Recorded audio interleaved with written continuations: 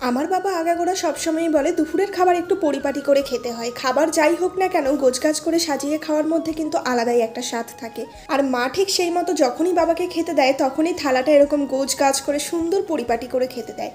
আর আমিও আজকে তাই ভাবলাম বাবার মতো করে একটু পরিপাটি করেই দুপুরে খেতে বসি।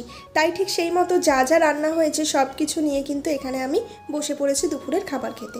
আরও অনেক কিছু রান্না হয়েছিল, তবে ওগুলো আমি খাবো না বলে আর নিইনি। কাল রাতে যেহেতু মাংস রান্না হয়েছিল তাই আজকে দুপুরে মা একদম সিম্পল রান্না করেছে আর খুবই সাদামাটাভাবে করেছে। দেখতেই পেয়েছো একদম পাতলা করে মুসুরির ডাল, সাথে বেগুন ভাজা আর সজনে আলু দিয়ে কাতলা মাছের ঝোল। সাথে আমি কয়েক টুকরো শশা কেটে নিয়েছি আর নিয়েছি একটা গন্ধরাজ লেবু আর একটা বোম্বাই লঙ্কা। ব্যাস এই দিয়েই কিন্তু আজকে দুপুরের খাবারটা আমি খেয়েছি। আর সত্যি বলতে এরকম সিম্পল রান্না খেতেই কিন্তু খুবই ভালো লাগে আর শরীরের জন্য ভীষণ ভালো হয়। আর যদি রাতের বেলা একটু রিচ খাবার হয়ে যায় তো দুপুরের দিকে এরকম খাবারগুলোই কিন্তু বেশি ভালো লাগে। তো তোমাদের আজকে দুপুরের থালাটা কেমন লাগলো অবশ্যই আমাকে জানিও। ভালো লাগলে লাইক করতে একদম ভুলো না। তো চলো দেখা হবে পরের ভিডিওতে। বাই।